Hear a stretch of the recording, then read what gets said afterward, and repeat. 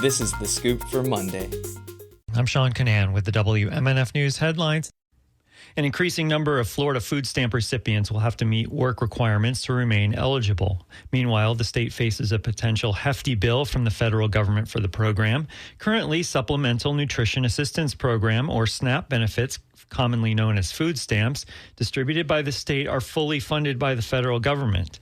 But under the One Big Beautiful Bill Act signed this summer by President Trump, that could change in 2027 when states could be required to contribute money based on payment error rates. The Assistant Secretary for Florida's Department of Children and Families Economic Self-Sufficiency Program said the agency is working to reduce its payment error rate, which reached 12.6% in the 2023-24 federal fiscal year. States with error rates below 6% continue to be fully covered by the federal government under the new law. A man convicted of raping and killing a 6-year-old girl in Central Florida is scheduled to be put to death next month. Republican Governor Ron DeSantis signed Brian Fredericks Jennings' death warrant on Friday.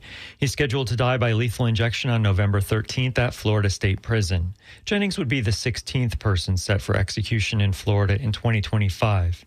DeSantis has overseen more executions in a single year than any other Florida governor since the death penalty was reinstated in 1976. Jennings was convicted of murder, kidnapping, and sexual battery and sentenced to death in 1986 after 2 previous convictions were overturned. The Trump administration is taking steps to crack down on political violence. WMNF's Zoe Sachs reports U.S. Attorney General Pam Bondi was in Tampa on Friday to announce an arrest in a case where a local conservative influencer received threats. Benny Johnson lives in Tampa and was a friend of the late Charlie Kirk. He received a written threat against himself and his family. Attorney General Bondi said the person who made the threat wanted Johnson dead because of his political views. This is what it's about. And we are going to catch you if you think you can do something like this. We don't care if you're across the country in California. We will find you, we will arrest you, we will extradite you, and we will bring you to justice. At the press conference, Benny Johnson blamed the recent rise in political violence on the Democratic Party and left-wing radicals. Violence has been mainstreamed by the Democrat Party. It is not extremist, it is mainstream. And we need a moment of reckoning here. This has to stop. This cycle must end.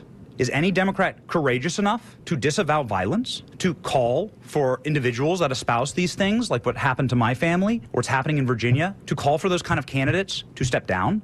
But according to PBS, most domestic terrorists in the U.S. are politically on the right, and right-wing attacks account for the vast majority of fatalities from domestic terrorism.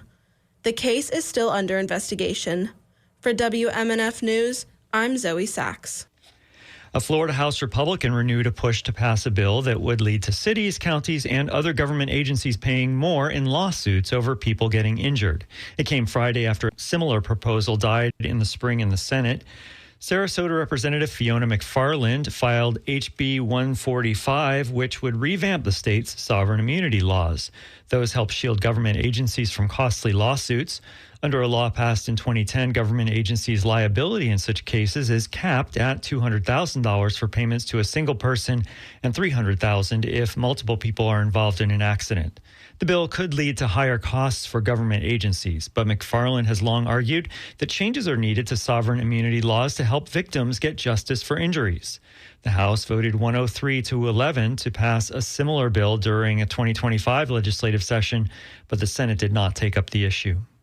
Fans and fellow actors are paying tribute to Diane Keaton after news of her death at the age of 79. The Oscar winner's performances and style shaped iconic films like The Godfather and Annie Hall. Co-stars such as Bette Midler and Steve Martin shared heartfelt messages. Midler praised Keaton's originality and humor. Martin recalled their delightful relationship. It'll be sunny today with highs in the high 80s. Tonight, clear, overnight lows in the mid-60s. Tomorrow, mostly sunny, highs in the high 80s. I'm Sean Canan with the WMNF News headlines. This is The Scoop, recorded at WMNF Tampa.